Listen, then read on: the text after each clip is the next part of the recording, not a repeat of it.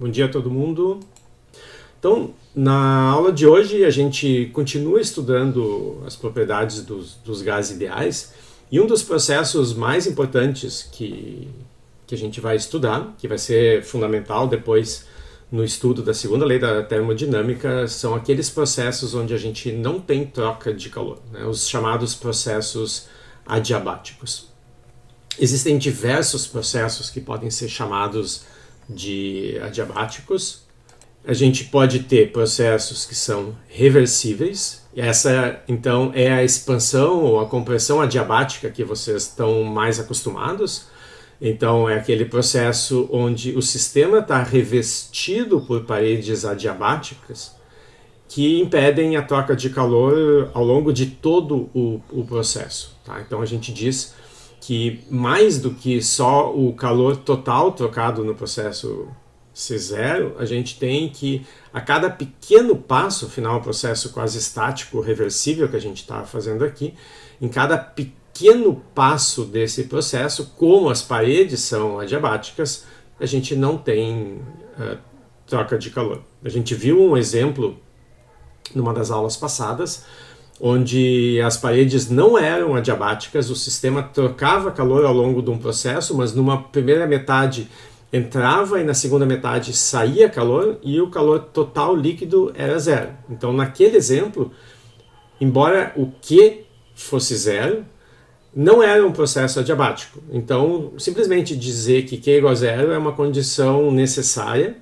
mas ela não é suficiente para garantir que o processo seja adiabático. O processo adiabático é aquele onde as paredes são adiabáticas, onde eu não tenho troca de calor em nenhuma etapa do meu processo. Tá? Então aqui no processo adiabático reversível, a gente tem, e é isso que a gente vai estudar na sequência, né? Por exemplo, num diagrama PV, algo assim. Uma curva que a olho parece até o processo isotérmico. Então a gente precisa ver onde é que está exatamente a diferença. Então aqui, como eu tenho um processo reversível que é feito de forma muito lenta, o sistema passa por uma sequência de estados de equilíbrio, então eu consigo representar ele aqui no diagrama PV. Isso não é o que acontece nos chamados processos adiabáticos irreversíveis, que são aqueles onde o sistema sofre uma perturbação muito grande no início, né? Então, no início, ele está em algum estado inicial aqui, que é um estado de equilíbrio. Em todos esses casos aqui, a gente começa numa situação de equilíbrio, né? E algo acontece com o sistema. No primeiro caso, esse algo é uma sequência muito lenta de pequenos processos. A gente vai puxando aqui esse pistão de forma, né, bem devagarinho aqui, para que o sistema logo atinja um novo estado de equilíbrio bem perto do anterior. Então a gente vai colocando pontos aqui, um ao lado do outro, com uma densidade tão alta que eu não consigo distinguir de uma linha contínua. Tá? Isso no caso do processo reversível. Quando, porém, a perturbação não é feita de forma lenta como aqui, né? Então, por exemplo, no caso do que a gente chama de expansão livre, eu posso ter uma válvula aqui que eu simplesmente abro. Ou eu tenho uma parede separando essas duas câmeras, né? O gás inicialmente está confinado nessa primeira, e aqui eu não tenho nada, e eu tenho uma válvula fechada ou uma parede separando essas duas regiões. Se eu removo instantaneamente a parede ou abro a válvula, esse gás vai ocupar esse segundo volume, mas enquanto esse processo ocorre, as variáveis termodinâmicas não estão bem definidas nessa segunda câmara, porque, por exemplo, enquanto o gás está começando a passar aqui, eu vou ter mais gás aqui no lado esquerdo do que no lado direito. Se eu fizer uma medida de pressão, vai depender do ponto onde eu coloco o meu sensor. Então, eu não tenho uma quantidade que eu posso dizer a pressão do gás nessa segunda câmara logo que eu abro a válvula. A pressão não é uma quantidade termodinâmica bem definida enquanto o sistema está fluindo aqui para a segunda câmara. Tá? Eu preciso dar tempo suficiente para todo gás que quiser passar para a segunda câmara passar, o sistema atingir um equilíbrio e a pressão, temperatura voltarem a ser quantidades estacionárias que eu posso medir e serem um único valor. Tá? Então, embora o estado inicial seja um estado de equilíbrio, o estado final também seja um estado de equilíbrio, e eu posso então representar aqui estado inicial e estado final, são esses dois pontos. No meio do caminho eu não posso desenhar nada, porque pressão não está bem definida aqui no meio do caminho. Então, nesse processo de expansão livre, né, ele não é um processo reversível, não é um processo quase estático, e ele não é representável aqui nesse diagrama. Por que eu digo que ele é um processo irreversível? Né?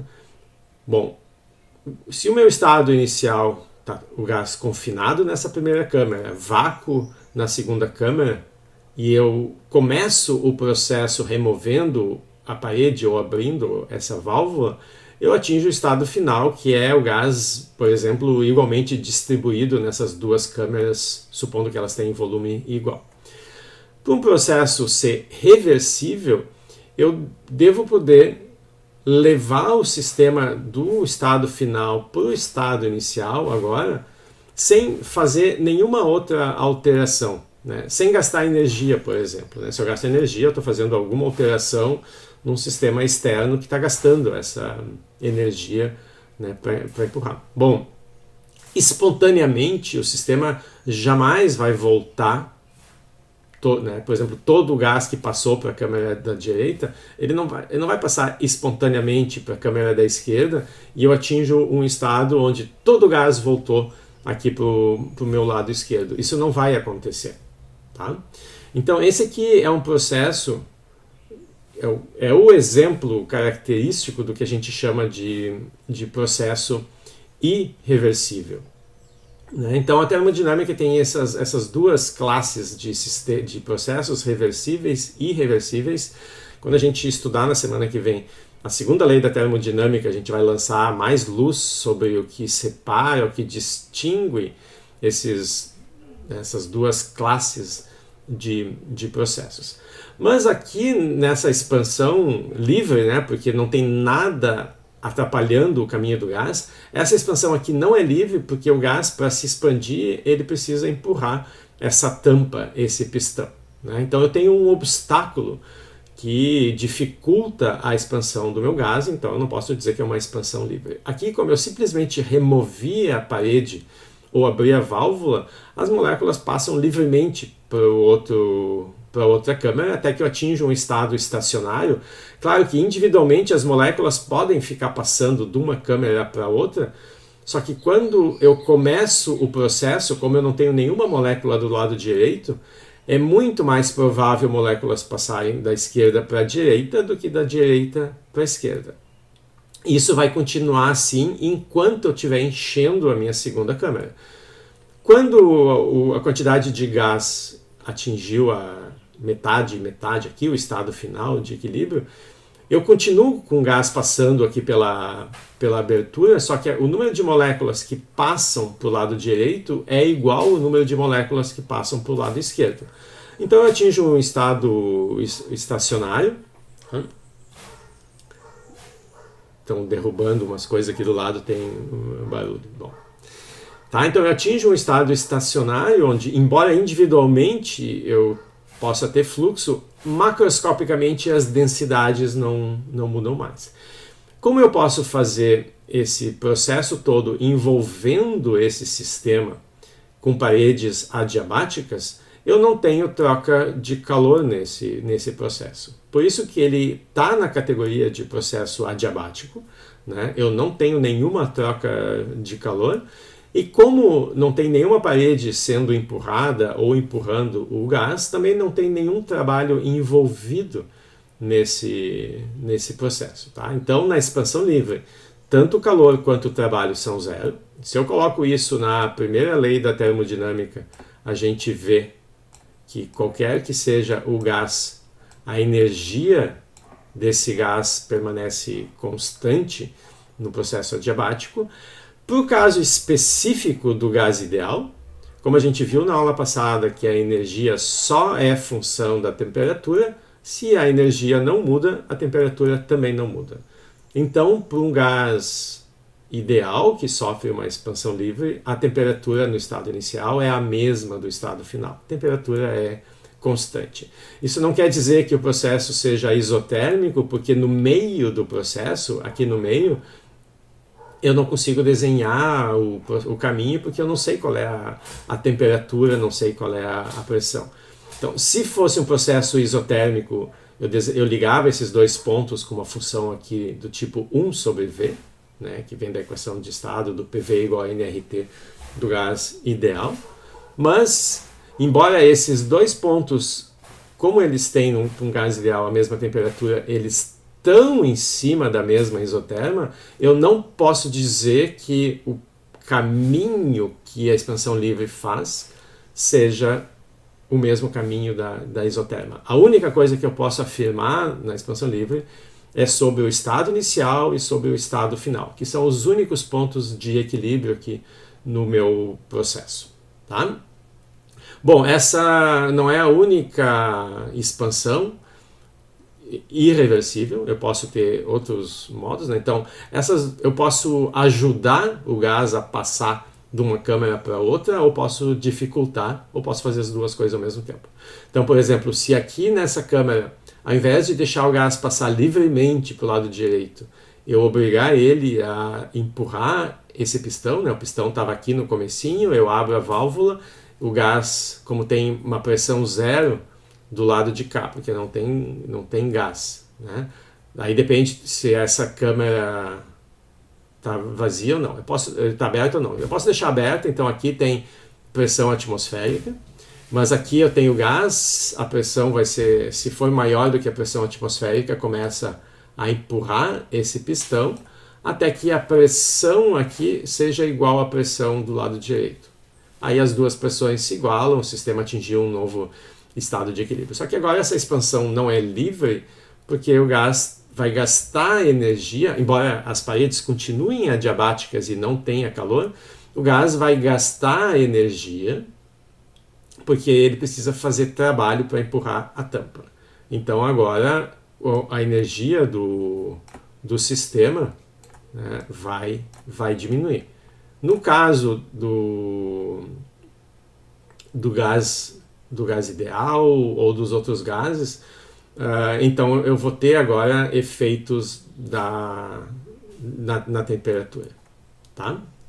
Aí, inclusive, a fenomenologia dessas expansões aqui, que não são a livre, eu posso ter tanto aumento quanto diminuição da temperatura para um gás real, né? Então a fenomenologia dessas expansões, que a gente chama de expansão de Joule, quando eu passo de um volume constante para uma outra câmara onde a pressão é mantida constante, ou chamo de Joule-Thomson, quando eu empurro aqui o gás e o gás empurra aqui o pistão, então eu posso ter pressão constante e pressão constante, tá? Então aqui a gente tem as várias combinações, né?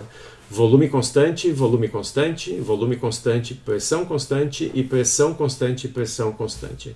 Aqui também, dependendo do tipo de gás, esse processo pode aumentar ou diminuir a temperatura do gás depois que ele passa aqui para o lado direito, tá? Bom, esses processos aqui, eles estão mais para ilustrar, né, os diferentes fenômenos que a gente pode ter aqui, que entram na categoria de irreversíveis, então não representáveis, num diagrama PV.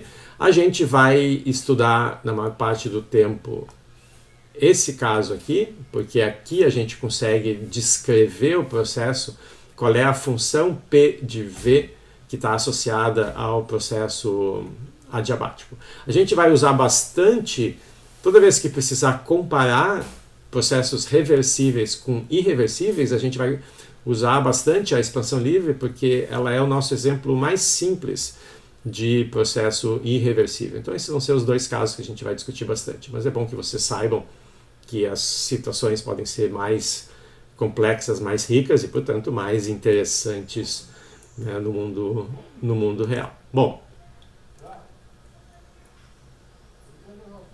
o que a gente pode... Então, além de estar botando abaixo aqui do lado, agora começou uma gritaria. Bom, talvez vocês não escutem. Bom, o que a gente pode fazer, então, para determinar a função, essa aqui, né, que descreve o processo adiabático? A primeira coisa que a gente tem que notar é que essa função aqui não vai ser a mesma função da isotérmica. Embora a olho ela seja parecida, né, nos dois casos, tanto no processo isotérmico quanto no processo adiabático, eu tenho uma diminuição da pressão à medida que o volume aumenta. Mas o processo isotérmico, a gente está sempre falando de um gás ideal. Tá? Então, num processo isotérmico, a temperatura, obviamente, permanece constante, definição do processo isotérmico, e quando o gás empurra a tampa, né, como ele gasta energia fazendo o trabalho para empurrar essa tampa, ele precisa receber energia de fora para manter a temperatura constante. Então, gás ideal, se a temperatura é constante, a gente viu na aula passada que a energia dele também é constante. Como ele gasta energia para empurrar a tampa, mas ao mesmo tempo a energia precisa permanecer constante, a energia gasta para empurrar a tampa precisa ser reposta. Como é que ela pode ser reposta? Bom, da mesma maneira que eu consigo manter constante a temperatura desse gás. Eu encosto ele num outro sistema bem maior, né, o que a gente chama de reservatório térmico, e à medida que o gás gasta energia empurrando a tampa, esse reservatório fornece calor para ele na mesma quantidade. Então, da primeira lei da termodinâmica, se ΔU tem que ser zero, o calor tem que ser igual ao trabalho. Então, tudo que o gás gasta fazendo trabalho, ele ganha do reservatório na forma de calor. Mas quando a gente vai aqui para o processo adiabático, como eu vou revestir ele por uma parede que impede a troca de calor, eu não tenho mais esse artifício de repor o calor, né? repor a energia que o gás gastou via troca de calor. Então, como na expansão adiabática reversível o gás também tem que empurrar a tampa do pistão, significa que ele vai gastar energia, e como essa energia não é reposta, a energia interna dele vai diminuir. Então, a energia diminui, significa que a temperatura diminui. Então, nesse processo adiabático, quando eu termino ele aqui, a temperatura é mais baixa do que se eu tivesse começado no mesmo estado aqui e seguido um processo isotérmico, né? Então, se eu sigo um processo isotérmico, a temperatura é a mesma ao longo de todo o processo, eu termino em algum lugar, mas no processo adiabático, como eu vou gastar minha energia, eu tenho que terminar mais embaixo aqui, numa isoterma mais abaixa, associada a uma temperatura menor, né?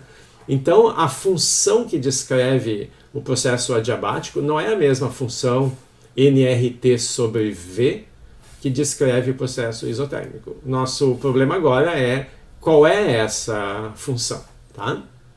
Eu só sei que ela não pode ser o PV igual a nRT, né? Não pode ser isso aqui, porque como no processo isotérmico a temperatura é constante, isso aqui tudo é constante, eu só passo o V para o lado de lá, mas no adiabático, como a temperatura está mudando, porque a energia está mudando, esse T aqui também vai ser, deixa eu escrever direitinho, essa temperatura aqui também vai ser função do volume. Então as coisas ficam diferentes aqui. Bom, então o que a gente faz para determinar o processo? Então, antecipando o resultado, a gente vai obter que a pressão de um processo adiabático ela é uma constante dividida por V na gama. Esse expoente que é uma quantidade maior do que 1. A gente já vai definir. Então, enquanto no processo isotérmico a pressão é uma constante dividida por V, no processo adiabático vai ser uma constante, outra constante, mas não importa, dividido por uma potência maior do volume. Por isso, a pressão vai cair mais rápido, como a gente argumentou há pouco. Então, como é que a gente chega nesse resultado? Bom, a gente começa lá na primeira lei da termodinâmica, né? A variação de energia está associada às trocas de calor, que nesse caso não existem, então eu já posso cortar esse termo, menos o trabalho. E o trabalho é PdV. Né? De forma geral, a gente pode escrever o pequeno trabalho feito num processo infinitesimal como PdV. Bom, o ΔU para um gás ideal depende só da variação de temperatura e do calor específico a volume constante. Né? Lembre, na aula passada a gente discutiu a variação de energia, como a energia é uma função de estado, ela é dada por essa expressão, e esse CV aqui não tem... ele está aqui não indicando algum tipo de processo, mas ele está aqui como um número. Esse número é uma propriedade do meu gás ideal, e a gente sabe que tem 3 tipos de categorias, né? Então esse CV vai ter 3 números possíveis. Mas só isso, tá? Ele está aqui como uma propriedade do gás. Então qualquer que seja o processo, inclusive esse, o ΔU eu posso trocar por NCV dt. O que eu estou tentando fazer? Eu estou tentando achar uma equação que eu possa integrar dos dois lados. Não se preocupe, a integral vai ser trivial, como todas as integrais que vão aparecer no curso, tá? O importante é que vocês tenham só a noção de integral. Tá? Eu quero achar uma equação que só dependa de P's e V's, porque daí se eu integro, né, porque como eu tenho dV aqui, eu preciso integrar para ficar uma equação com V, não com dV. Então, se eu tiver uma equação que tenha só P's e V's, eu integro e acho a minha função P de V. Bom, mas aqui eu ainda não tenho isso porque eu tenho esse dt, e eu sei que dt pode depender do volume. Então eu preciso me livrar dessa equação. Eu preciso de uma segunda equação. Essa primeira equação que a gente obteve, né, eu posso escrever assim, passo o CV do lado de lá. Então, do lado direito eu já tenho o que eu quero, né, que é só P's e V's. Mas eu preciso me livrar aqui do lado esquerdo. Então, como é que eu me livro do NDT? Bom, eu venho aqui para a equação de estado do gás ideal, que nos diz que a temperatura pode ser escrita como uma função de pressão e volume. Então, se a temperatura pode ser escrita como uma função de pressão e volume, eu tenho como eliminar esse dt aqui em função de P's e V's. Então, o que eu faço? Eu diferencio essa equação. A regra da diferencial é a mesma regra da derivada. Eu tenho um produto, então eu tenho o primeiro vezes a primeira função vezes a diferencial da segunda, mais a segunda vezes a diferencial da primeira. Então, PV, se eu diferencio, né, eu estou diferenciando o produto PV, eu tenho PDV mais VdP. E aqui do lado direito, a única variável é a temperatura, eu tenho NRDT. Então, com isso, eu consigo me livrar desse NDT, que aparece do lado direito, passo R dividindo. Então, eu tenho agora a minha segunda equação, NDT é isso aqui. Eu posso igualar essas duas equações e eliminar o dt com isso. Então, isso aqui menos PCV-dV é igual a esse PDV mais VdP sobre R. E agora eu tenho uma equação só com P's e V's. Tá? Então, eu primeiro junto aqui os termos em dV e os termos em dP. Né? Então, eu posso passar esse termo negativo para o lado de cá e dividir, né? Deixa eu limpar aqui um pouquinho. Então, eu passo esse PDV e junto com esse, né, aqui aparece um PDV, aqui aparece um PDV, eu coloco eles em evidência aqui, aparece esse parênteses, e divido tudo por P vezes V. Tá? Como sempre, ruinzinho de escrever aqui, P V, tá? Se eu divido tudo por P vezes V, eu corto P aqui, eu corto V aqui e corto P aqui. Então, quando eu tenho dV, vai aparecer dividido por dV. Quando eu tenho dP, vai aparecer dividido por P. dV por V. Tá? Então, aqui agora eu tenho uma expressão onde todos os P's estão aqui e todos os V's estão aqui. Significa que eu posso integrar agora essa equação termo a termo. Para simplificar um pouco a nossa notação, esse parênteses aqui é uma constante. E vocês notam que essa constante, né, se eu coloco em evidência aqui o CV, aqui vai aparecer CV mais R. Mas CV mais R a gente viu que é o CP, calor específico a pressão constante. Então, o que está dentro do parênteses aqui é simplesmente a razão entre o calor específico a pressão constante pelo calor específico a volume constante, para um gás ideal. Que são dois números que a gente sabe quanto é que vale. Tá? Então, isso aqui é um número. Como é um número, para simplificar a notação, eu vou batizar de gama. Tá? Então, gama, que vai aparecer toda vez que aparecer um processo adiabático, é simplesmente a razão de CP sobre CV. Tá? E, bom, se a gente troca aqui o valor de CV, que a gente viu na aula passada, que é F meios de R, né? Então eu troco aqui esse CV por F meios de R, esse CV por F meios de R, e eu simplifico, né? Então o R desaparece, eu vou ficar com F meios mais 1 dividido por F meios, então isso aqui vai sobrar só 1 mais...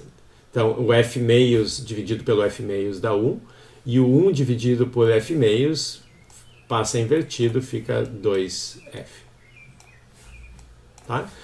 Então, se eu sei o tipo de gás ideal, por exemplo, se o gás ideal é monoatômico, F é igual a 3, 1 mais 2 terços, 5 terços, o gama de um gás monoatômico é 5 terços. Tá? E assim por diante, né? Depois a gente vai fazer uns exemplos onde aparece isso. Mas o gama, então, se eu sei o tipo de molécula envolvida, eu sei o F, eu sei o gama. Gama é simplesmente um númerozinho que vai aparecer no meu processo. Tá? Inversamente, se eu sei o gama, eu posso descobrir qual é o tipo de gás aqui do processo. Mas não importa. Tá? Então, o que eu fico aqui é uma equação do tipo dP sobre P, mais gama vezes dV sobre V igual a zero. Essa equação eu posso integrar aqui termo a termo. Então essa aqui é a integral mais difícil que vai aparecer no nosso curso, né? Integral de dx sobre x, que vocês sabem que é o logaritmo de x. As outras integrais que podem aparecer é tipo integral de x na b, tá? Integral de monômio, nada mais complicado do que isso. Eu minto. Lá na terceira área, talvez apareça a integral do seno ou a integral do cosseno, né? Que é uma outra integral super complicada que vocês nem devem saber, né? A integral do seno. Imagina a derivada do seno, como é que a gente vai saber? É super complicado. Estão brincando. Vocês...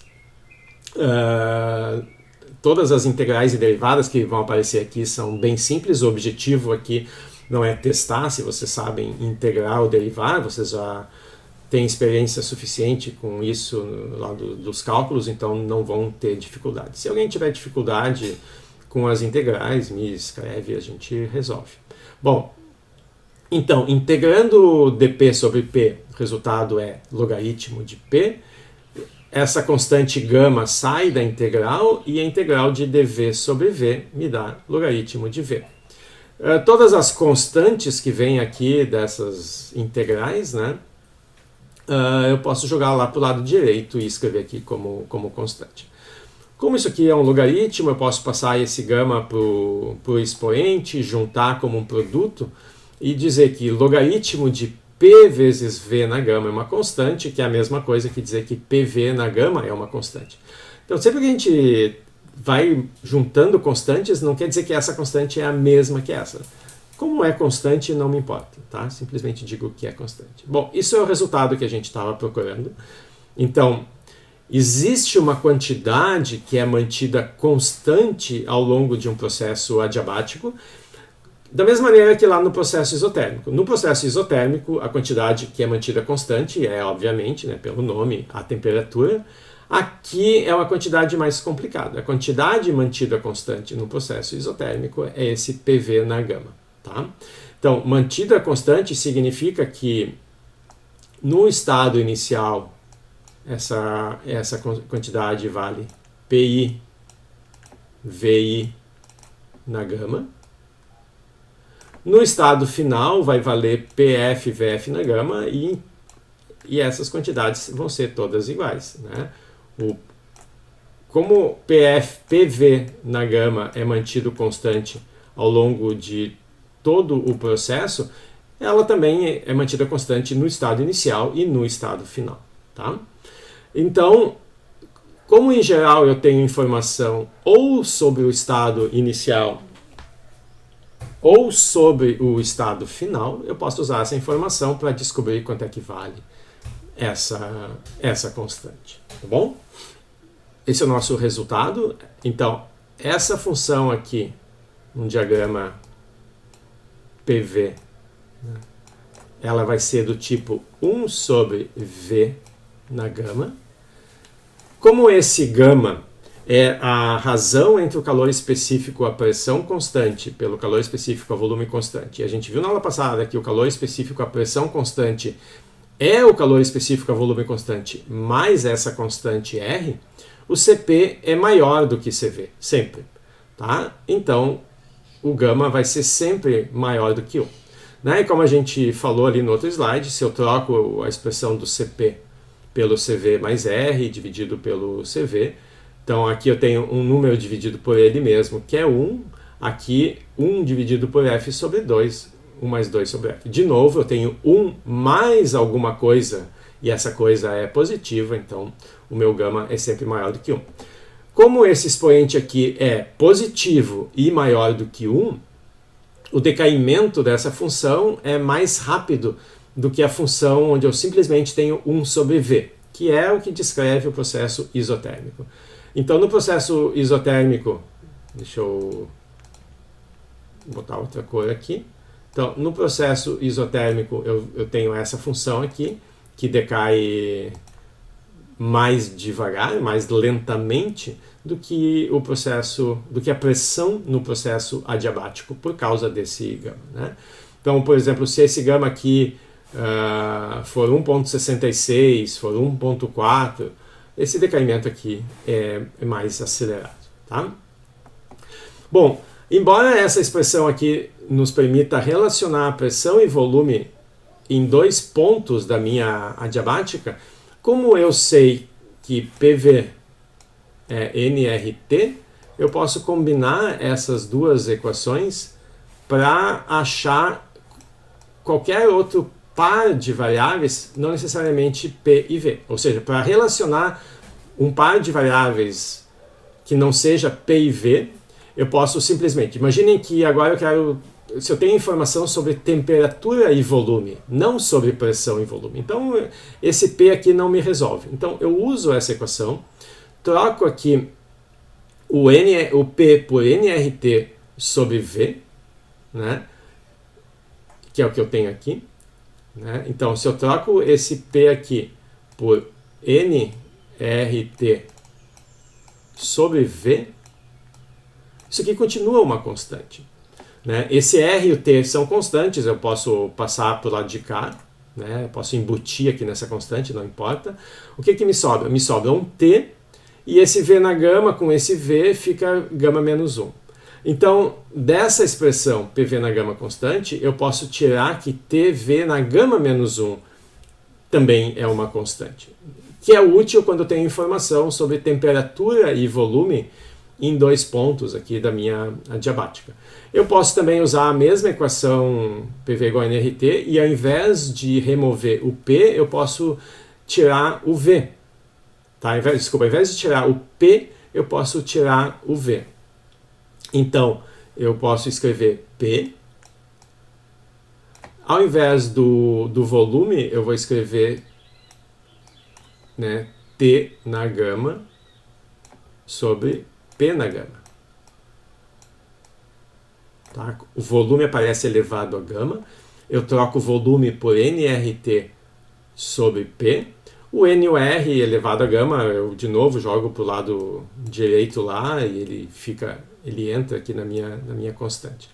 Agora eu tenho a terceira relação, que é esse P com esse P na gama. Então fica P na 1 menos gama, vezes T na gama é uma constante. Então essas três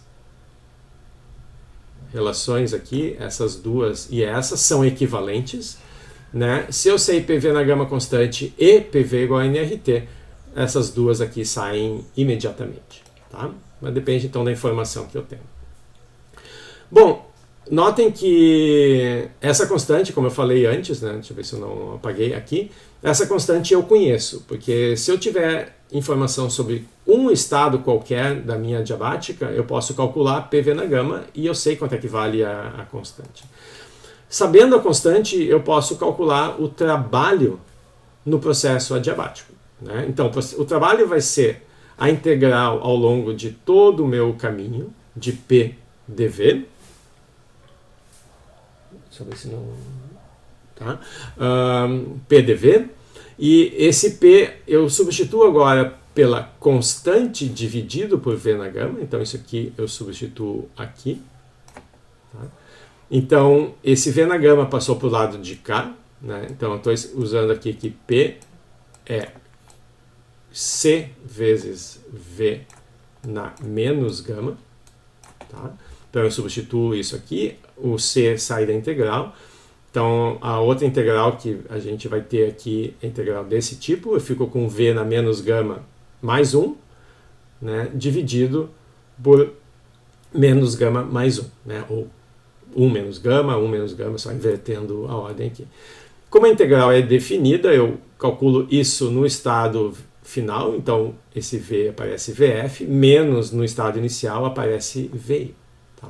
Bom, essa expressão aqui, ela é interessante naqueles problemas, tá? Ela é mais interessante do que o resultado final que a gente já vai obter, naqueles problemas onde, por exemplo, eu digo, o gás ele é expandido até atingir um volume infinito. Tá? Por que ela é interessante nesse caso? Porque como o gama é maior do que 1, 1 menos gama é um número negativo. Então, na verdade, esse VF e esse VI aqui, eles de fato estão no denominador, tá? Porque esse expoente aqui é sempre negativo. Então, se ou o sistema começa num estado onde o volume inicial é infinito, ou termina num estado onde o volume, o VF aqui é infinito, como esse VI ou VF eles estão no denominador, se um deles é infinito, aquele termo desaparece. Então essa expressão é útil nesses casos, quando um dos volumes é infinito, porque daí eu sei que o termo que corresponde desaparece. Isso não é tão evidente aqui nessa outra expressão, já vou comentar. Bom, como é que eu posso eliminar esse C? Esse C eu posso eliminar porque eu sei que a constante é tanto PI VI na gama quanto PF VF na gama. Esses dois números são iguais. Tá? Então o que eu faço? Quando esse C multiplica VF 1 menos gama, eu troco por PF VF na gama. Quando esse C multiplica o VI na 1 menos gama, eu substituo por PI VI na gama, tá? Só para ficar com os mesmos índices. Se eu multiplico então aqui PF VF então, isso aqui, se eu abrir, vai ser embaixo aqui 1 menos gama. Aqui eu tenho o C, eu troco por PF VF na gama. Tá? Vou ter que achar um outro jeito de escrever aqui. Vezes o VF na 1 menos gama. Tá? Menos aqui a mesma coisa para esse termo. Então aqui eu vou multiplicar por PI VI na gama, VI 1 menos gama. Tá? Então tudo aqui é a mesma coisa, só que com F trocado pelo I. Bom, esse VF na gama aqui simplifica com o VF na menos gama e sobra PF vezes VF, que é o que eu botei aqui. A mesma coisa vai ter no outro termo e vai sobrar PI VI na gama. Então essa aqui é a maneira usual que a gente escreve o trabalho de um processo adiabático, tá? Então essa expressão não é tão interessante quanto aquela intermediária quando o volume vai para infinito, porque numa expansão adiabática, se o volume vai para infinito, a pressão vai a zero. Tá? Então eu vou ter um produto de P vezes V, um que vai para infinito, um vai para zero. Não é imediato qual é o resultado desse produto. Aqui só depende do volume, eu posso calcular o limite trivialmente. Né? Aqui eu preciso lembrar que P vezes V é a temperatura, né? E se eu analiso essa equação aqui, eu descubro que quando o volume vai para infinito, de fato a temperatura vai para zero também. Tá? Mas eu tenho um passinho a mais. Tá? Mas de qualquer maneira eu posso tirar essa informação. Vocês vão ter problemas na lista onde vão ter exatamente essa situação, o gás é expandido até infinito e vocês vão ter que voltar para esse ponto aqui. Bom, deixa eu só ver o que... Tá. Então, só um último comentário aqui sobre a expansão adiabática. É o seguinte, o gama é maior do que 1. Né? Então aqui no denominador eu tenho 1 menos gama, o gama maior do que 1, o denominador é negativo aqui. Então o que acontece numa expansão adiabática? Né? Na expansão adiabática eu tenho um processo assim, o meu trabalho é essa área aqui embaixo da curva, né? E isso aqui é positivo. Então, como eu sei que o trabalho é positivo aqui, a expressão que eu tenho para o trabalho tem que ser consistente, tem que dar positivo. Mas eu acabei de dizer que 1 menos gama é negativo. Então, eu preciso mostrar que o numerador também vai ser negativo para dar um trabalho positivo. E de fato, né? Porque essa expressão aqui, como PV é nRT, eu consigo escrever como nR dividido por 1 menos gama TF, essa é outra expressão que pode ser útil, TF menos TI. Tá?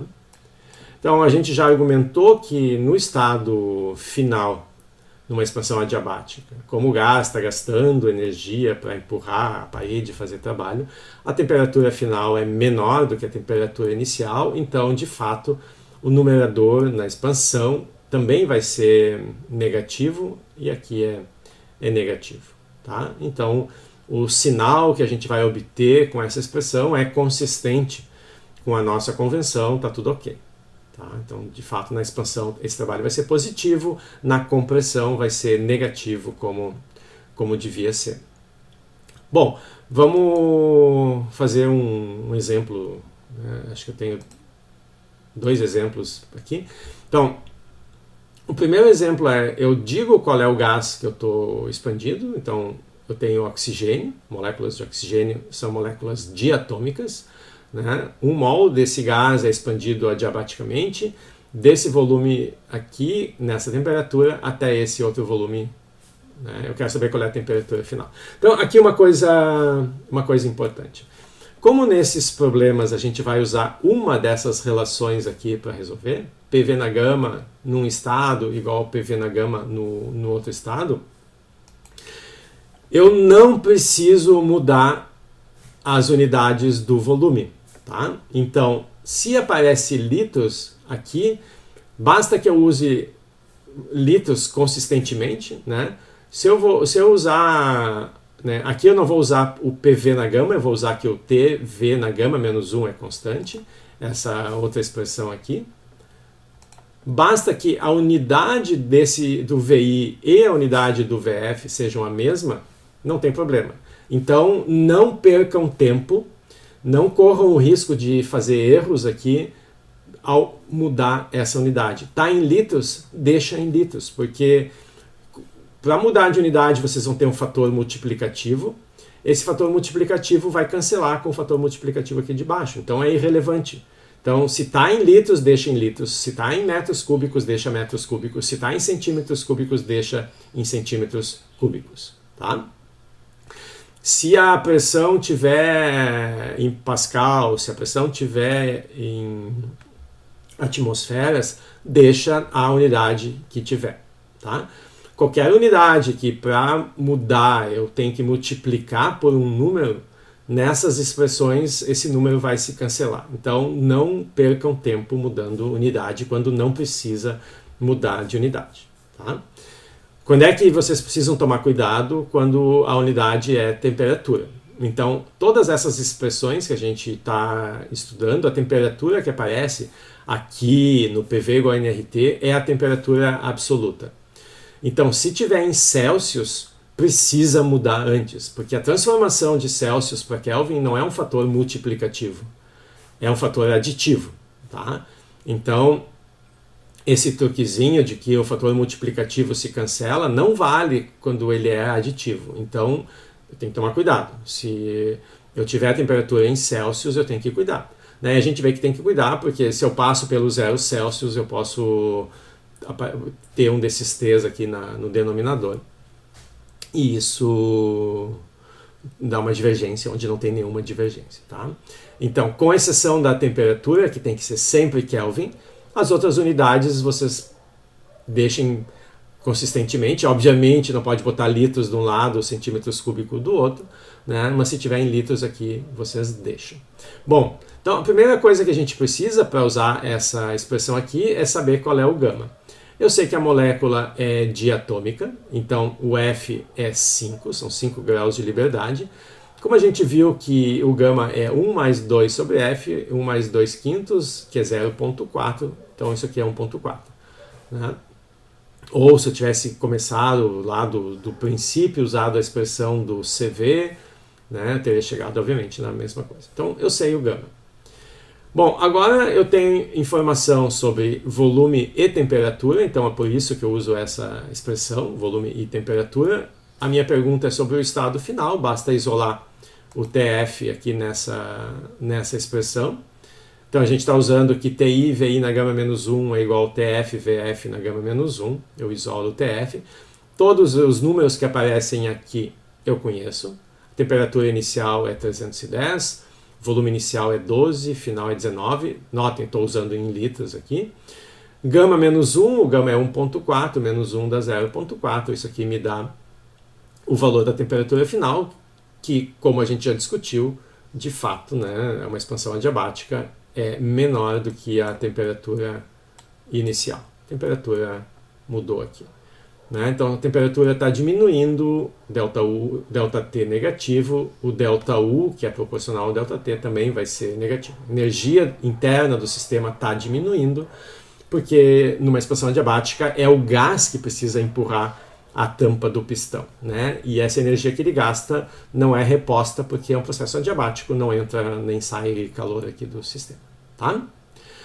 No exemplo seguinte, a gente não sabe o tipo de molécula, mas a gente sabe pressão, volume e temperatura num estado e pressão e volume no outro estado, tá? Então, como a gente tem pressão e volume nos dois estados, a gente pode usar PV na gama no estado inicial igual ao PV na gama no estado final. A gente sabe P e V, a gente sabe os 4 P's e V's aqui, o que a gente não sabe é gama. Então, a gente usa isso aqui para achar a gama. Então, de novo, a pressão está em atmosfera, deixa em atmosfera. Eu boto 1 aqui e 10 na 5 aqui. O volume está em litros, deixa litros. Eu vou ter 10 na 6 elevado a gama, então fica 10 na 6 vezes gama. Aqui eu vou ter 10 na 3, então fica 10 na 3 gama. Todas as bases são iguais, né? Então eu posso cortar a base e igualar os expoentes. 6 gama é 5 mais 3 gamas. E com isso eu tiro que o gama é 5 terços. Como o gama é 1 mais 2 sobre F, 5 terços, 1 mais 2 sobre F.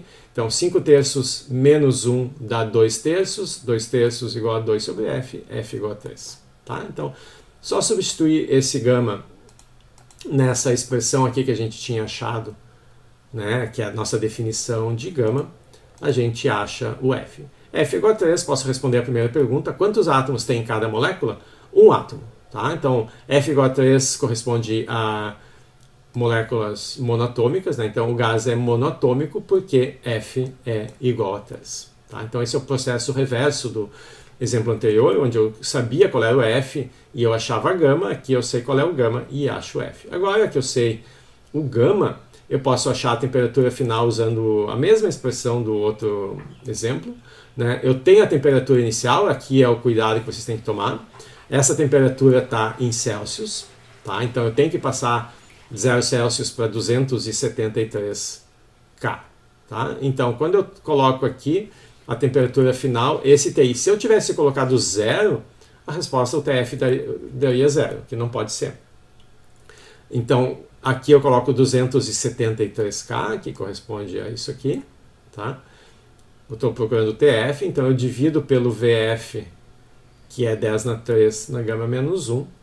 É tudo potências de 10 aqui nos volumes, então vai aparecer um 100, que vai multiplicar aqui. Então, a temperatura final eu acho usando essa quantidade que é constante aqui no processo adiabático de um gás ideal. Tá? Então, com essas relações, né, que são mantidas, que me fornecem quantidades mantidas constantes para um processo adiabático no gás ideal, e a expressão que a gente obteve para o trabalho, vocês conseguem fazer tudo que vai ser preciso aqui para gases durante um processo adiabático.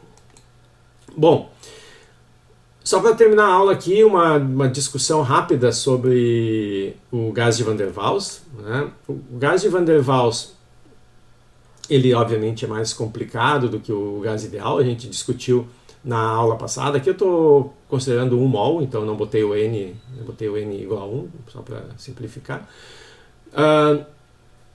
O gás de Van der Waals, ele leva em conta que as moléculas têm um núcleo, né, um caroço lá no meio, elas têm um volume mínimo, que eu não tenho como diminuir disso, significa que elas podem se chocar, elas não são mais os pontos do gás ideal. Então, se eu comprimir, fizer uma pressão infinita aqui, tá? Esse infinito vai vir porque o gás vai atingir o menor valor possível. E esse menor valor possível não é 0, por causa desse volume mínimo, mas vai ser quando o volume do mol, né, que eu tenho atingir esse Bzinho. Então, Bzinho é o volume que o volume mínimo que 1 mol do gás ocupa quando as moléculas estiverem, sei lá, todas coladas uma na outra. Então, esse é o primeiro ingrediente do gás de Van der Waals. O segundo ingrediente é de que moléculas agora elas vão sofrer forças entre si, né? Quando elas estiverem próximas o suficiente, elas vão sentir a força mútua aqui entre elas, tá? Essa força, se as moléculas estiverem bem próximas, é uma força atrativa. À medida que elas se afastam, né, pode até... Desculpa, ao contrário. Se as moléculas estão muito próximas, a força é repulsiva, né, porque elas começam a sentir a presença desse caroço e então elas não podem chegar próximas a ponto de ter superposição. Mesmo quando elas estão próximas, moléculas do mundo real já começam a se repelir. Né? O Van der Waals, ele troca essa repulsão simplesmente por um caroço duro que não pode ter superposição. Tá? E quando elas estão acima de uma distância ali, tiverem uma distância suficiente entre si, eu vou ter atração entre essas moléculas. Essa atração faz com que a pressão, como a gente discutiu na aula passada, seja um pouco menor do que seria num gás ideal. Então eu tenho esse segundo termo aqui que desconta a pressão. Bom, isso significa que se eu quiser desenhar, se eu quiser fixar a minha temperatura e desenhar as isotermas, elas vão ser mais complicadas. Quando a temperatura é muito alta, esse termo aqui é muito grande, é muito maior do que esse, e eu não vejo diferença aqui das isotermas que eu tenho do gás ideal. Então, para temperaturas altas aqui, as isotermas do Van der Waals são parecidas com as isotermas do gás ideal. quando a temperatura é alta, eu posso dizer que o volume é grande, a densidade é baixa, as moléculas estão distantes, elas se sentem poucos, então esses ingredientes aqui têm pouco efeito. Tá? Então, por isso que para temperaturas altas o gás de Van der Waals e o gás ideal são parecidos. Tá? Mas à medida que a temperatura baixa, se eu começo a desenhar essas isotermas, enquanto no gás ideal elas têm sempre a mesma cara, sempre vai ser 1 sobre X, 1 sobre V, né, 1 sobre V, o Van der Waals começa a aparecer umas coisas estranhas aqui. Começa a se desenvolver esse mínimo. Né? Bom, esse mínimo me dá uma região que não pode existir. Essa região que está um pouquinho mais grossa aqui, o que eu tenho? Eu tenho o gás se expandindo, o volume aumentando, e à medida que o volume aumenta, a pressão está aumentando também. Mas isso não faz sentido do ponto de vista físico.